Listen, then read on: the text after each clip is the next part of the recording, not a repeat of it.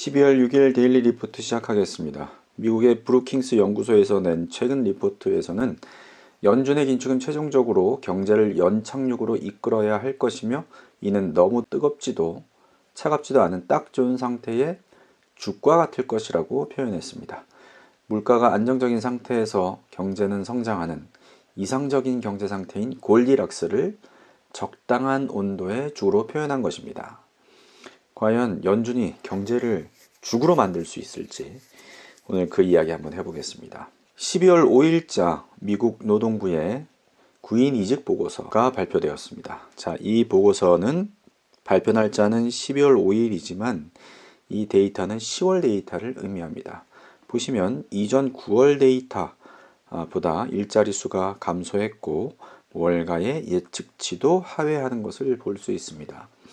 자, 연준은 그동안 긴축의 효과가 나타나지 않는 것, 물가가 의도한 바 쉽게 둔화되지 않는 이유를 여러 가지를 들었지만 그 중에 가장 주요 원인으로 뜨거운 고용시장을 꼽기도 했습니다. 그렇다면 이렇게 일자리가 감소하는 것, 이것은 어떻게 보면 연준의 긴축 효과가 시장에 나타나고 있는 것으로 우리가 이해할 수 있을 텐데요. 그간 고용의 열기가 소비의 열기로 이어져서 결국 연준이 긴축의 끈을 놓지 못하는 근본적인 이유가 되었는데 이번 발표된 10월의 구인이직 보고서는 연준이 원했던 고용시장의 냉각이 보여지는 듯 하죠. 일자리는 이전 9월 및 월가 예상치를 모두 하회하는 870만 건으로 집계되었고 이 수치는 21년 3월 이후 최저치라고 합니다.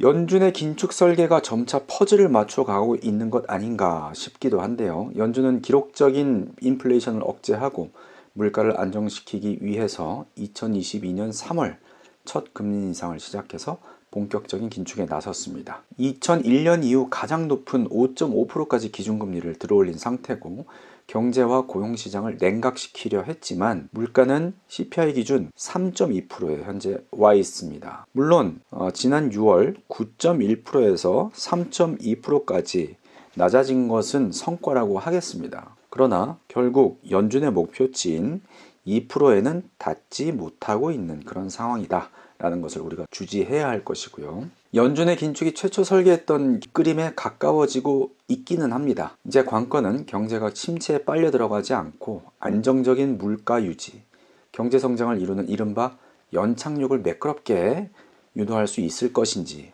것입니다. 뜨겁지도 차갑지도 않은 만난 죽과 같은 경제 상태를 이끄는 것, 이것이 연준의 최종 상태이겠죠. 파월 의장은 지난주 금요일 공식 연설에서 인플레이션이 둔화되고 있는 모습은 긍정적이라고 할 것이지만 긴축은 이를 지속 관찰하면서 유지되고 혹은 필요시에는 추가 금리 인상도 염두하고 있다고 발언했습니다. 먹기 좋은 적당한 온도의 죽은 계속 맛을 보는 것이 가장 효과적인 방법입니다. 모락모락 피어오르는 김을 보면서 뜨거운지 판단하지는 않지요. 2021년 코로나 팬데믹 이후 미국 경제가 재개되면서 전례 없는 수준으로 경제는 뜨거워졌습니다. 이듬해 6월 물가가 9.1%까지 치솟으면서 기존 자산 가격을 내리찍었고 3월에는 SVB 은행이 파산하기까지 했습니다. 연준의 긴축 역시 가파른 금리 인상으로 이에 대응하곤 있었지만 물가는 금리의 칼날을 무디게 만드는 듯한 양상이었고 그 중심에는 뜨거운 고용이 자리하고 있었던 것입니다. FOMC 성명서를 보시면 항상 견조한 고용이 언급되고 있기도 했지요. 이제 점차 적당한 온도로 낮아지고 있는 듯합니다. 그러나 아직 수저를 들어 떠먹을 정도는 아닌 것 같고요. 파월 의장의 말대로 경제 데이터를 지속 관찰하면서 적당한 온도의 물가 2%가 되기까지 기다려야 합니다. 그 전에 급하게 떠먹게 되면 입안이 헐거나 제대로 된 맛을 즐기지 못할 것입니다. 오늘 데일리 리포트는 여기서 마무리하겠습니다. 내일 목소리로 인사드리겠습니다. 감사합니다.